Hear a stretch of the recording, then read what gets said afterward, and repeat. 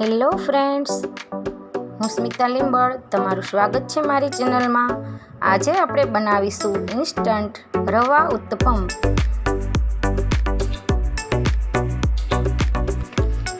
રવા ઉત્તપમ બનાવવો એકદમ ઇઝી છે અને ટેસ્ટમાં પણ ખૂબ જ સરસ લાગે છે.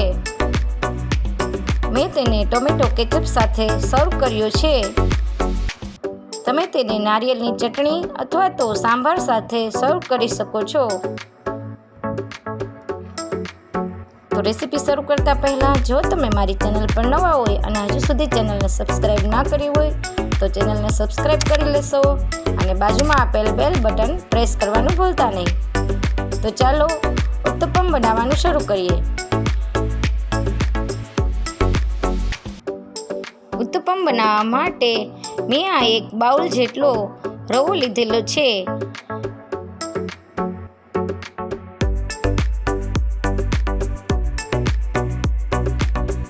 ત્યારબાદ તે જ બાઉલના માપથી અડધા માપ જેટલું દહીં એડ કર્યું છે.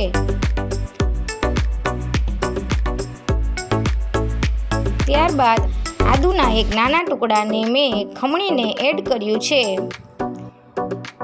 ત્યારબાદ મરચાંના ઝીણા સમારેલા ટુકડા એડ કર્યા છે. મેં 2 મરચાંના ટુકડા એડ કર્યા છે. તમારે જેવી તીખાશ જોઈતી હોય તે પ્રમાણે તમે મરચાંને એડ કરી શકો છો. ત્યારબાદ 1 ચમચી જેટલું મીઠું એડ કર્યું છે. હવે આપણે આ રીતે થોડું થોડું કરીને પાણી એડ કરવાનું છે અને વિસ્કરની મદદથી આ રીતે બધું ચલાવી લેવાનું છે. પાણી થોડું થોડું એડ કરતું જવાનું છે અને આ રીતે બધું બરાબર મિક્સ કરી લેવાનું.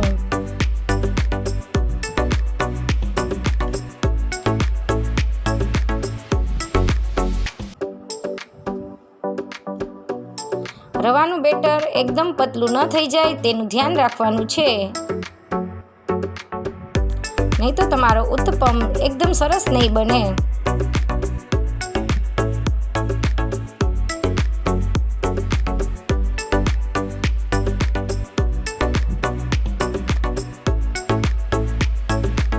તમે જોઈ શકો છો મેં બેટરને આટલું થીક રાખ્યું છે. જે ચમચીમાંથી આ રીતે પડે તેવું થીક રાખવાનું છે. ત્યારબાદ આપણે આ બેટરને 10 થી 15 મિનિટ માટે ઢાંકીને રાખી દેવાનું છે.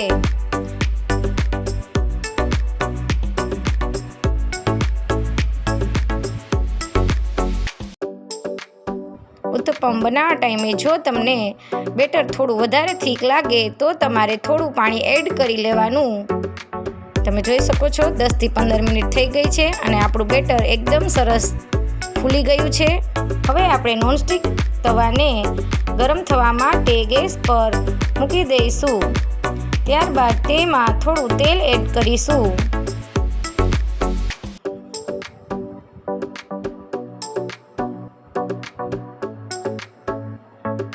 તેલ થોડું ગરમ થાય ત્યારબાદ આ રીતે રવાના બેટરને ફેલાવી દેવાનું. મેં 2 ચમચા જેટલું બેટર આ રીતે એડ કર્યું છે.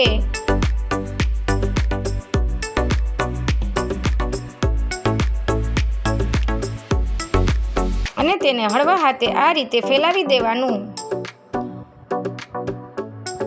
ગેસની ફ્લેમ એકદમ સ્લો જ રાખવાની છે. ત્યારબાદ તેના પર આપણે ઝીણા સમારેલી ડુંગળી એડ કરીશું. થોડા ઝીણા સમારેલા ટમેટાં એડ કરીશું.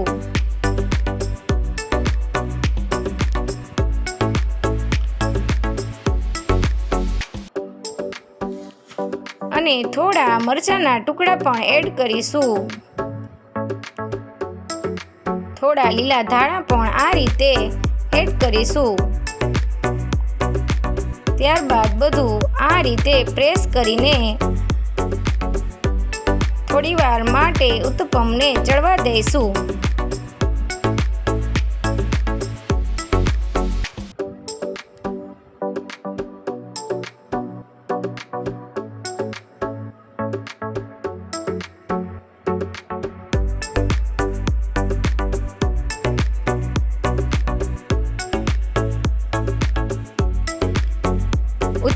થોડો જાડો હોય છે, તેથી તેને ચડવામાં 4 થી 5 મિનિટ જેવો સમય લાગે છે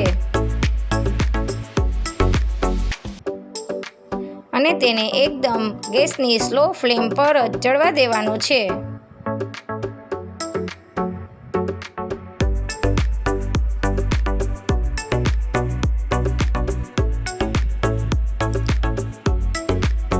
હવે આપણે ઉપરથી આ રીતે થોડું મીઠું છાંટી લેવાનું છે.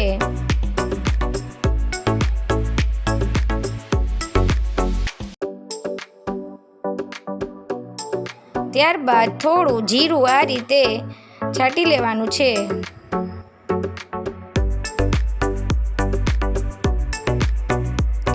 ફરી આપણે તવીથાથી આ રીતે બધું પ્રેસ કરી લેવાનું અને આ રીતે ઉત્તપમને પલટાવી દેવાનો.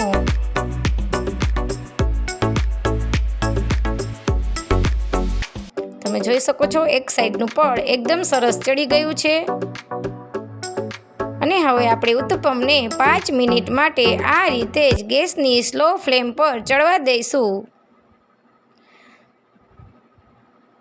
ત્યારબાદ તેને સર્વિંગ પ્લેટમાં કાઢી લઈશું. આ રીતે હું બીજો ઉત્તપમ પણ બનાવી લઈશ. તમે જોઈ શકો છો આપણા બંને ઉત્તપમ રેડી થઈ ગયા છે અને ખૂબ જ સરસ દેખાય છે. ટેસ્ટમાં પણ એટલા જ સારા લાગે છે. તો તમે મારી આ રેસીપી જરૂરથી ટ્રાય કરશો અને જો તમને મારી રેસીપી ગમે તો મારી ચેનલને લાઇક, શેર અને સબસ્ક્રાઈબ કરવાનું ભૂલતા નહીં. Thanks for watching. મળીએ નેક્સ્ટ વિડીયોમાં.